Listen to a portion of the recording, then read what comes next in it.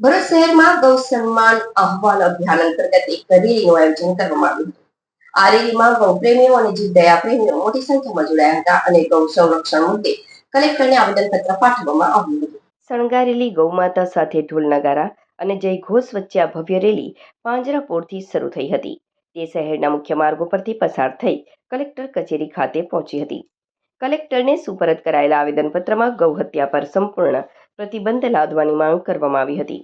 ઉપરાંત ગૌ માતાને રાષ્ટ્રમાતા, રાષ્ટ્રદેવ, રાષ્ટ્ર આરાધ્યા, રાષ્ટ્ર ધરોહર અને રાષ્ટ્ર આધાર તરીકે સન્માન આપવાની પણ માંગણી કરાઈ હતી.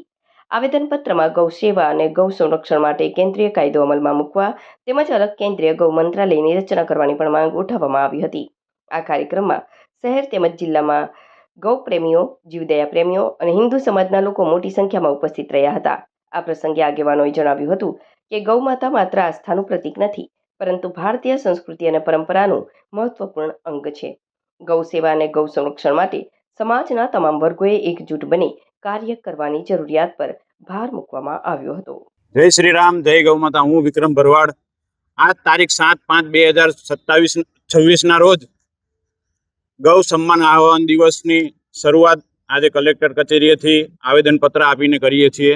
અમારી માંગ એ છે કે ગૌ માતાને રાષ્ટ્રમાતા બનાવવામાં આવે અને ગૌ સેવા કેન્દ્રીય પાર્લામેન્ટની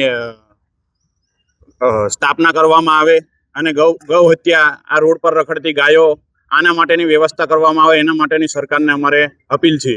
જય ઠાકર, જય ગૌ માતા. ગૌ સન્માન આહ્વાન અભિયાન અંતર્ગત આજે 7મી મે 2026 ના રોજ ભરૂચ મુકામે ભરૂચ પાંજરાપોળથી નીકળી ખૂબ મોટી સંખ્યામાં ગૌ માતાની સાથે ઢોલ નગારા સાથે અત્રે અહીંયા ભરૂચ જિલ્લા કલેક્ટરશ્રીની કચેરી ખાતે અમો જીવદયા પ્રેમી અને ગૌ પ્રેમીઓ પધારેલા છે અને તેમાં એક આવેદનપત્ર હિન્દી ભાષામાં તૈયાર કરવામાં આવેલ છે, જેમાં સમગ્ર રાષ્ટ્રની અંદર ગૌ માતાને રાષ્ટ્રમાતા જાહેર કરવામાં આવે કે જેથી કરીને ગૌ માતાની સુરક્ષા જળવાય, સન્માન મળે અને એની સેવા પણ સુંદર રીતે થાય, એ પ્રકારનું આયોજન કરવામાં આવે એ પ્રકારની વિનંતી કરવા માટે એક આવેદનપત્ર આપણે જિલ્લા કલેક્ટરશ્રીને આપીએ છીએ.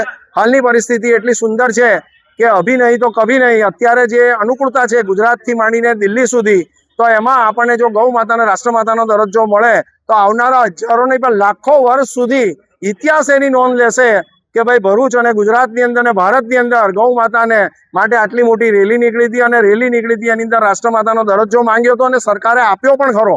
તો એ આપણે એવા સુંદર કાર્યના આપણે જ્યારે સહભાગી બન્યા છે, ભાગ્યશાળી છીએ, ત્યારે તેવા પ્રસંગે સૌને વિનંતી, જે લોકો આજે અહીંયા રેલીમાં નથી પધાર્યા એમની પણ વિનંતી કે તેઓ પણ પોતાની લાગણી અને પોતાનો જે ભાવ છે તે વ્યક્ત કરે.